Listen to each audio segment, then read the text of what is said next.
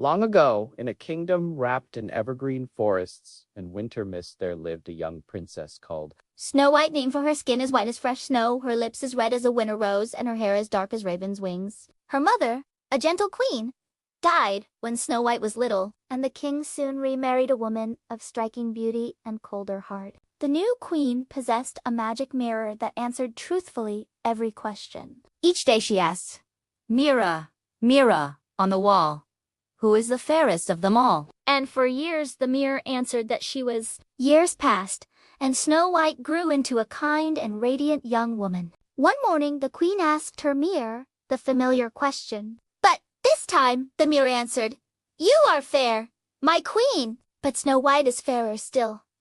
Rage burned in the queen's heart. Jealous and cruel, she ordered a huntsman to take Snow White deep into the forest and end her life. The huntsman obeyed, but when he looked into Snow White's frightened eyes, his heart failed him. He told her to flee and never return, and he deceived the queen with proof taken from a wild animal instead. Snow White wandered through the forest until she found a tiny cottage hidden among the trees. Inside she discovered 7 small beds, 7 small chairs, and a table set for 7. Exhausted, she fell asleep.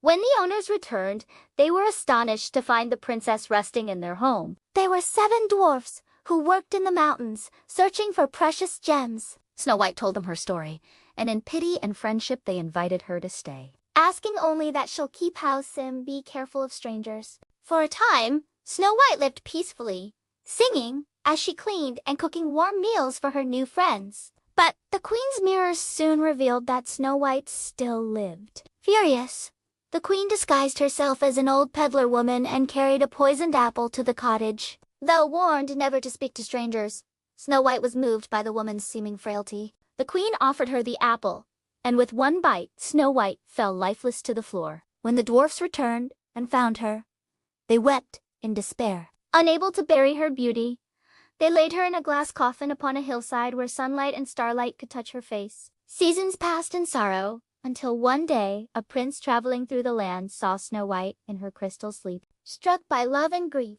he kissed her goodbye. The true love's kiss broke the spell, and Snow White opened her eyes. The prince rejoiced, and Snow White told him all that had happened. The queen was soon confronted by the truth of her crimes and was driven from the kingdom, never to return. Snow White returned to her father's castle, where she later married the prince. The kingdom knew peace once more, and Snow White ruled with kindness, never forgetting the dwarfs who had saved her life. And so, through courage, friendship, and love, happiness returned, brighter than any poisoned envy ever could be. In the years that followed, Snow White often returned to the forest to visit the 7 dwarfs, bringing baskets of bread, honey, and ripe fruit from the palace gardens. The dwarfs would greet her with songs that echoed between the hills, and laughter would dance like sunlight across the stones. Though she wore a crown, she never forgot the days when she swept the little cottage floor and shared simple suppers at the small wooden table. The queen's mirror, cracked and silenced,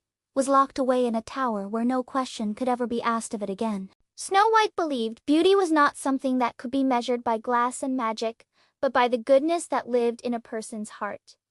This belief guided her every choice. She listened to farmers, to children, to travelers from far lands, and ruled not with fear, but with gentle wisdom. Each spring, the kingdom held a festival to celebrate new beginnings. White blossoms filled the streets, and red ribbons fluttered from every window. Music played from dawn until dusk, and even the shyest villagers were drawn out to dance. Snow White would walk among them without guards, speaking with everyone as an equal. And the people loved her as they loved the warmth of the sun after winter. At night, when the palace grew quiet, Snow White sometimes looked out across the dark forest and remembered the moment she had fled through its shadows. She remembered fear, but she also remembered hope, the hope that had carried her to the dwarf's door and kept her alive when all seemed lost. Holding these memories close, she would whisper, "Thanks to the stars." Thus, her story became more than a tale of jealousy and magic. It became a promise passed from parents to children, that kindness can outlive cruelty, that light can rise even from the deepest shadow, and that a true heart, once awakened, can never again be put to sleep. And so, the name of Snow White endured, like winter snow and summer roses.